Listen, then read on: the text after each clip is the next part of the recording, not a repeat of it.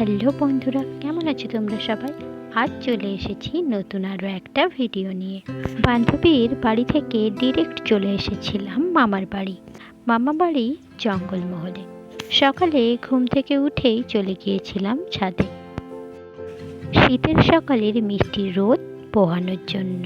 কিন্তু রোদের দেখা তখনও মেলেনি। কিন্তু ভাবলাম মামা বাড়ির চারপাশে যেসব গাছগাছালিগুলো আছে সেগুলোই শেয়ার করি তোমাদের সঙ্গে। নারকেল থেকে পেয়ারা, আম, পান গাছ, বিভিন্ন ধরনের ফুল গাছ, সেগুলোই শেয়ার করলাম তোমাদের সাথে। এগুলোর সাথে সাথে চোখে পড়লো বেশ কয়েকটা নয়নতারা আর ছোট্ট ছোট্ট গাঁদার চারাও লাগিয়ে রেখেছে। বেশ কিছু সময় ঘোরার পর আমি এলাম নিচে। আজ আমার দ্বিতীয় আইবুড়ো ভাত। মাইমাকে সাহায্য করছিলাম তাই।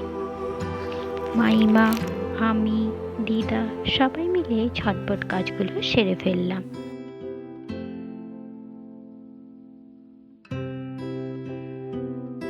তারপর ভাবলাম চলো একটু মশলা মুড়ি মাখানো যাক।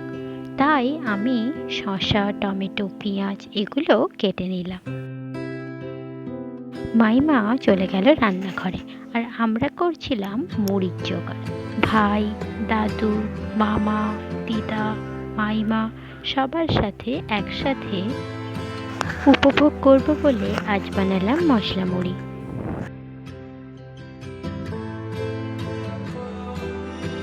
সাথে যোগ হলো মামা রান্না গরম আলুর চপ।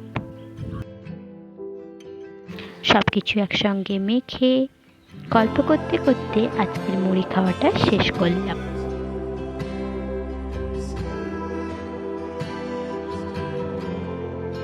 এরপর মাইমা করছিল রান্না। আজ কিন্তু মেনুতে রয়েছে চিকেন। মাইমা রান্না সারতে সারতে আমি গেছিলাম একটা দিদার বাড়ি। আমি সুন্দর দৃশ্য দেখতে কার না ভালো লাগে।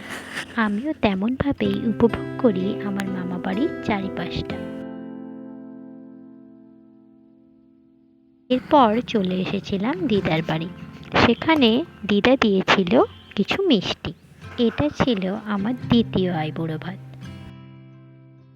মিষ্টি খাওয়ার পর বেশ কিছু সময় গল্প করলাম সব দাদু দিদাদের সাথে।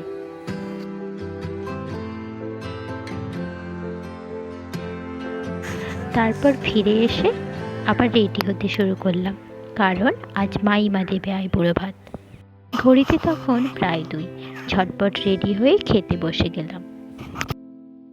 ভীষণ সুন্দর করে মাইমা থালাটা সাজিয়েছিল। বিভিন্ন ধরনের ভাজা, ফুলকপি আলু পনিরের তরকারি, চিকেন ছিল, মাছ ভাজা, চাটনি, মিষ্টি, পায়েস, পাঁপড়, দই।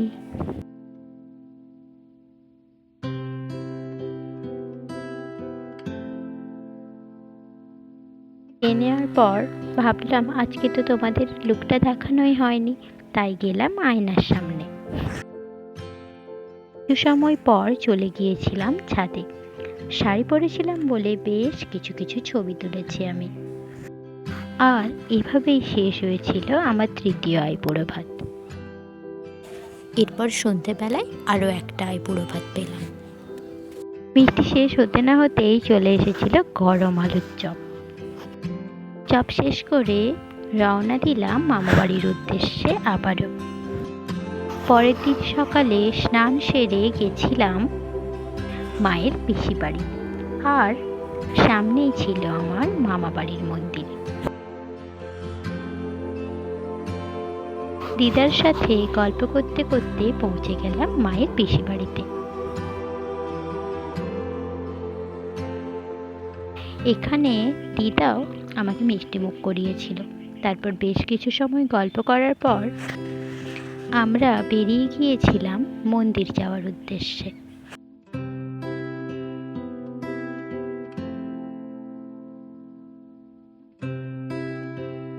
এটা হলো আমাদের বহু পুরনো মনসাকালীর মন্দির। মন্দির থেকে ফিরে এসে দুপুরের খাওয়া শেষ করে বেশ কিছুক্ষণ রোদে বসে গল্প করলাম দিদা বড়মার সাথে। কাল সকালে বাড়ি যেতে হবে। মনে পড়লেই মনটা খারাপ হয়ে যাচ্ছিল। সন্ধেবেলায় আবার একটা আইবুড়ো ভাত খেয়ে পরের দিন রওনা দিলাম বাড়ির উদ্দেশ্যে। মনের মণিকোঠায় জমা করলাম নতুন স্মৃতির পাতা।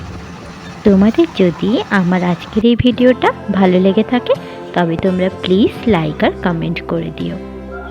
সবাই ভালো থেকো, সুস্থ থেকো। আবার আসবো নতুন কোনো ভিডিও নিয়ে। আজকের মতো টাটা।